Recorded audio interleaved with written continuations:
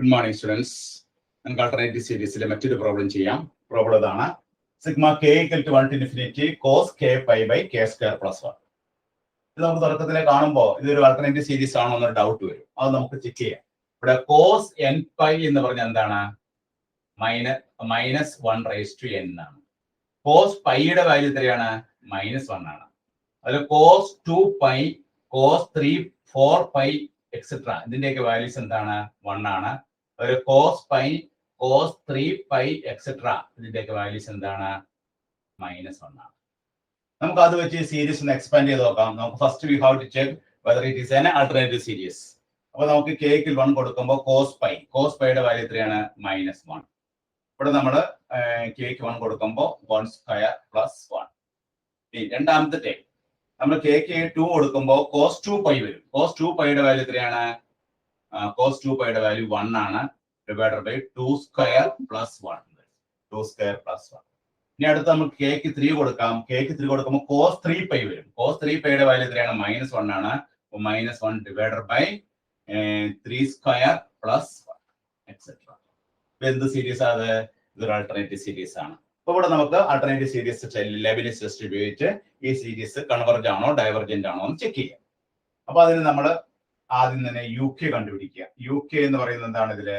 ഇതിലിപ്പോ ഇങ്ങനെ വരുമ്പോ നമുക്ക് ഇതിനെ എങ്ങനെ എഴുതാം? Sigma k equal to 1 to infinity minus 1 raised to k by k square plus 1. ഇതാണ് ഇതിന്റെ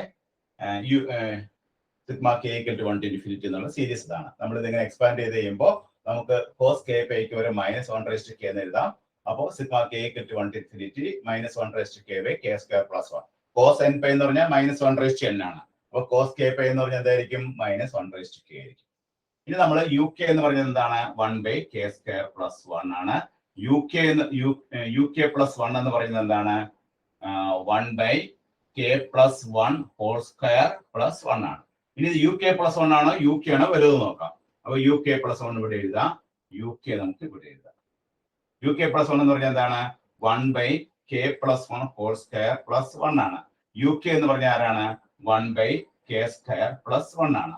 k starts from 1 ആണ്. അപ്പൊ kക്ക് നമ്മൾ 1 കൊടുക്കുക. kക്ക് 1 കൊടുത്താൽ അവിടെ എന്താ സംഭവിക്കുന്നത്? 1 by kക്ക് 1 കൊടുക്കുമ്പോൾ 1 2 അല്ലെ?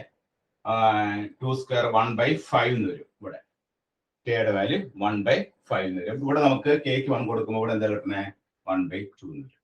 അപ്പോൾ 1 by 5 എന്നുള്ളത് ലെസ് ദാൻ 1 by 2 ആണ്. 1 by 5 less than 1 by 2. Therefore UK plus 1 less than UK. First condition satisfy ചെയ്തു. First condition satisfy. രണ്ടാമത്തെ കണ്ടീഷൻ നോക്കാം. രണ്ടാമത്തെ കണ്ടീഷൻ എന്താണ്? Limit k tends to infinity UK. അതായത് limit k tends to infinity UK എന്ന് പറയുന്നത് എന്താണ്? ഇവിടെ 1 by k സ്ക്വയർ പ്ലസ് 1 എന്നാണ് അല്ലെ? k tends to infinity 1 by k square plus 1 എന്നാണ്. ഇനി ഇതിൽ നമുക്ക് k ക്ക് ഇൻഫിനിറ്റി കൊടുക്കുമ്പോൾ എന്ത് വരും? 1 by infinity of that is equal to 0. For since both the conditions are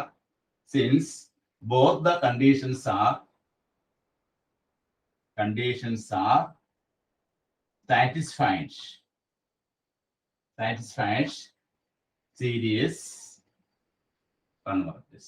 Series എന്ത് ചെയ്യുന്നു? സീരീസ് കൺവെർജ് ചെയ്യുന്നു.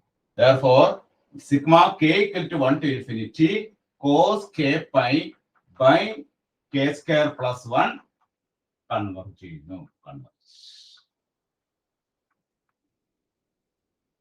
അപ്പോൾ നമ്മുടെ ആൻസർ എത്തിച്ചേർന്നു. അപ്പോൾ sigma k equal to 1 to infinity cos k pi by k square plus 1 converges.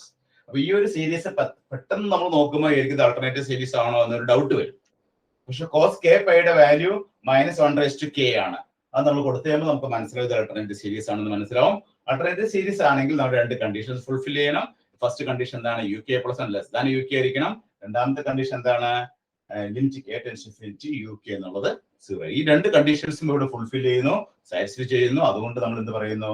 ഈ sigma k equal to 1 to infinity cos k by k square plus 1 converge ചെയ്യും. Okay, എല്ലാവരും എഴുതിയെടുക്കട്ടെ.